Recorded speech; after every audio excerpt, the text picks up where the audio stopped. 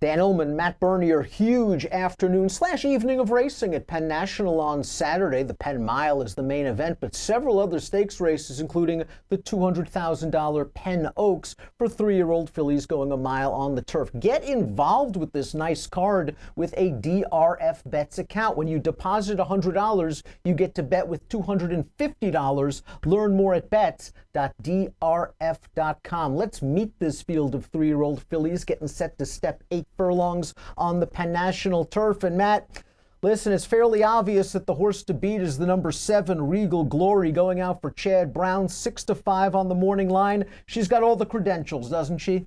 It certainly does. Highest last out buyer, highest last out raw time form rating. She's got the connections, obviously, with Chad Brown. Luis Saez has the mount.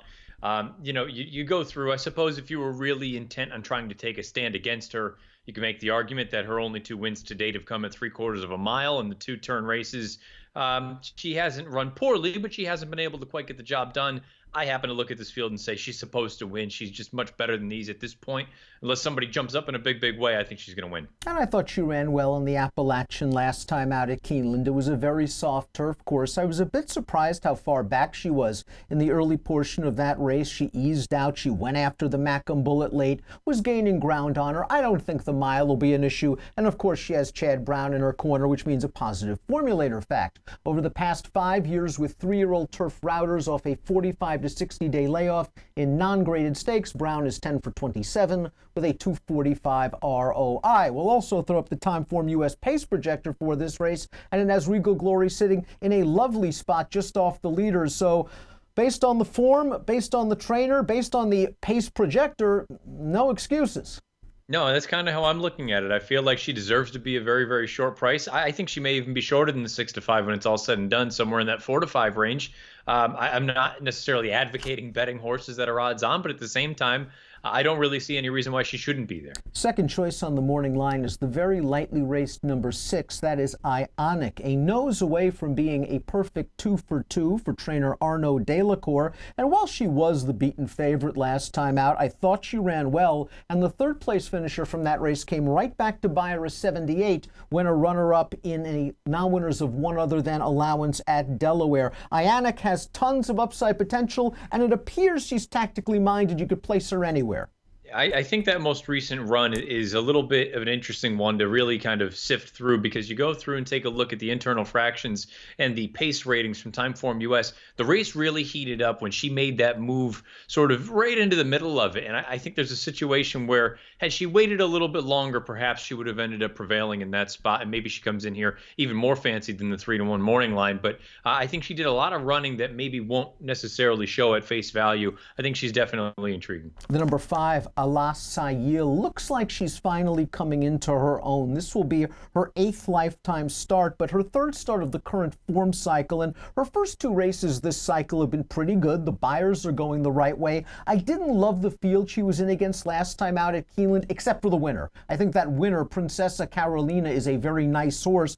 Regal Glory has taken care of her, however, already, finishing ahead of her last time out in the Appalachian. She'll be forward. I think she's going to sit second off that stretch out speed. I think this little turn back in distance is probably going to be to her benefit. I don't think she really appreciated that extra 16th of a mile, or even if you want to call it an 1/8 of a mile, considering that was what she stretched out from those 2 starts here most recently. Getting back to a flat mile, I think, should be to her benefit. You brought up the tactical ability. There's plenty of reasons to look at her and say, if you're not sold on Chad's filly, maybe it's this one. The 4 Ujawi has a distance-minded pedigree, but it doesn't appear like she really wants to go that far. She is a stakes winner at 7/8 on the main track on dirt. They've tried turf once. It was an off-turf course. It was a race before she was equipped with blinkers, and it was a decent field. The runner-up coming back to run 3rd in the Hilltop at Pimlico with a 77 buyer. I expect her to show speed, but she really has to run her best dirt race in order to upset these. Yeah, 100%. I mean, really, that Ruthless, that kind of sticks out like a sore thumb. She hasn't done anything remotely close to that 81 buyer. And even with the 81 buyer, the 99 time form rating, that makes her a contender in here, but that doesn't give her any real edge in this spot. I don't know about the turf. Pedigree-wise, it should work for her, but at the same time, she's done her best work, or really all of her work on dirt to date. There's just really not a lot there for me to love. Let's talk about a couple of fillies trying the turf for the first time, and we'll go down towards the rail to the number 1 Jennifer's Dream. And let's be honest, considering this pedigree, Jennifer's Dream has been a bit of a disappointment. She's by Medaglia d'Oro out of the Grade 1 stakes winning dirt horse Joyful Victory. Medaglia d'Oro, 11% winners with first-time turf runners. Joyful Victory placed in her only start on turf, but it's almost like trainer John Service is just throwing his hands up and saying, I have no idea what's happened in the last 3 races for her to be beaten a combined 71 lengths. Yeah, I mean, look, she hasn't really done any running to date, even including that maiden score in her career debut. She's been a major disappointment. I don't think there's any way to really spin it otherwise. I mean, you look at the pedigree, you look at what they paid for, and you look at the connections, and she just has not lived up to expectation. I suppose there's a chance where maybe grass ultimately is what she's wanted all along. I think you're hoping and you're wishing, if that's the case. Based on strictly from the form right now, there's nothing really for me to recommend. The number 8 is a Fleet Destiny. This one's graded stakes placed on the dirt. She's trying turf for the first time. Her sire Hardspun's okay with turf horses, 9% with first-time grass runners. The dam was stakes placed going long on the dirt, raced once on the turf to no avail. She has foaled 1 turf runner that did not win. The second dam was a stakes winner on dirt. I just don't think there's enough pedigree on turf for me, although she has done some good things on the main track. Uriah St. Louis, we know, can pop with a price, so I take this formulator fact with a grain of salt. Past 5 years for a Fleet Destiny, dirt to turf, the formulator fact is 0 for 36. Yeah, it's a scenario where I look at this horse and I say, everything we just made the argument about with the 1 filly, Jennifer's Dream, where at least she has some pedigree in her back corner. This filly here, she doesn't have the turf pedigree that would suggest that this is going to improve her by leaps and bounds. The other piece of it is, for me, through 10 lifetime starts, well, you kind of know what she is. Unless the turf wakes her up in a giant way, which I'm not anticipating, I don't have anything to recommend. The 3 Turco Treat's going to be the longest shot on the board. She was beaten for a $20,000 tag in her last race on dirt. She was beaten in a condition claimer in her only previous start on turf. And what I find interesting is, as a half-sister to Point Given, no one claimed her for 20. Yeah, I mean, I guess this is one of those instances, and I can say this about the other girls that maybe I haven't been so kind about. The thing about this race is you hit the board, you got that black type, it's important, it's valuable as far as making broodmares is concerned. You brought it up here with this filly, that's it times 10.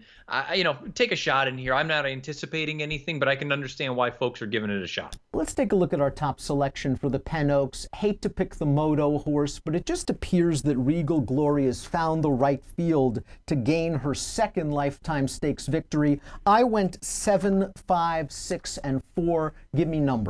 Yeah, for me, it's 7, 5, 6 in here, and I could even throw, if you wanted to use a 4th spot, it would be the 4 horse Jihui. I just looked at it and say, Chad's filly, I expect her to run well. I expect her to take a step forward here, and if that's the case, I think they're all running for second. Nice card at Penn National on Saturday, including this race, the $200,000 Penn Oaks. It's race number 10. Get involved with your DRF Bets account.